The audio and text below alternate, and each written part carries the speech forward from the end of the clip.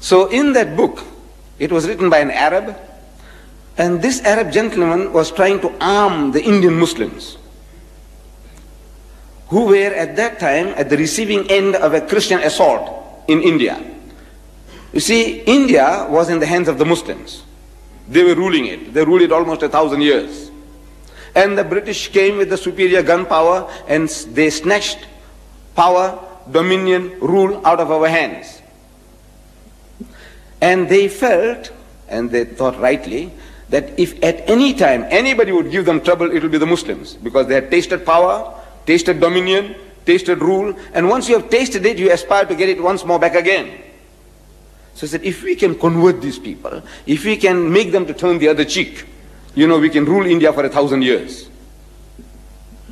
So they started pouring in the missionaries, like frogs in the rainy season, into India. And they started mastering our language and wanting to debate with the Muslims. At first, the Muslims were reluctant. These are our rulers now. They have conquered us. And if we debate with them, they might put us in jail, Robben Island, something like that. So he says, man, leave it out. But now, since they started learning our language and challenging us in our mother tongue, the Muslims were forced to accept the challenge. And Maulana Abdul Aziz of Delhi, this is I'm reading in the book, which made everything interesting to me, which brought me here. That Maulana Abdul Aziz of Delhi, he was forced to accept the challenge. It was a certain reverend founder who was the head of that movement, missionary movement. And according to the appointed time and date, the debate started. The reverend started the debate with requesting the Maulana. Maulana means our Sheikh or Imam in our language, you see, in the language of the Indian Muslim. He said, Maulana Sahib, telling him in Urdu, sir, respected Maulana, get started. Start the ball rolling. So the Maulana said, you see, look, you are our elder brother. In other words, Christianity precedes Islam by 600 years. So you are 600 years senior to us. So as such, you have the first preference. Number two, he said, look, you are our guest. No doubt an unwelcome guest, but a guest at that. So as such, again, you have the first preference. So the reverend was forced to start the debate. And he started with a question. He says, Maulana Sahib, speaking in Urdu, Maulana Sahib, where is your Prophet Muhammad now?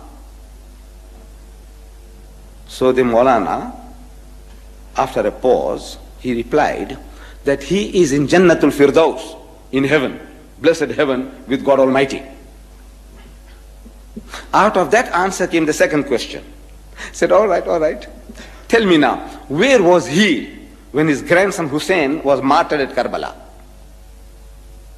So the Maulana again thought for a moment, and he again replied, he was still in Jannatul Firdaus, in blessed heaven with God Almighty. Out of that answer came the third question. I'm reading this in the book. He said, all right, now Maulana Sahib, look, if your Muhammad was with his Allah, as you say, and while his grandson was being butchered, Shaheed, at Karbala, didn't he ask his Allah for help? He said, look, my grandson is being butchered, please, have mercy on him, save him. So there was a long pause. And the reverend couldn't hold his peace. He started stamping his feet. Come on. Didn't he? Didn't he ask his Allah for help? Because if somebody is bullying me, and if I have a young heavyweight champion next to me, I say, look, man, Akhi, please, man, help me, save me. So didn't he ask his Allah for help?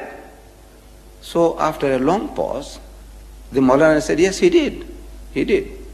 So what did he say? We know he wasn't saved.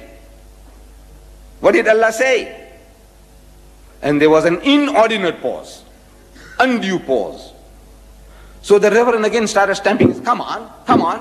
What did he say? So the Maulana said, Allah cried. He cried. So what? Allah cried? He said, yes. He said, I couldn't save my own son Jesus. How can I save your grandson?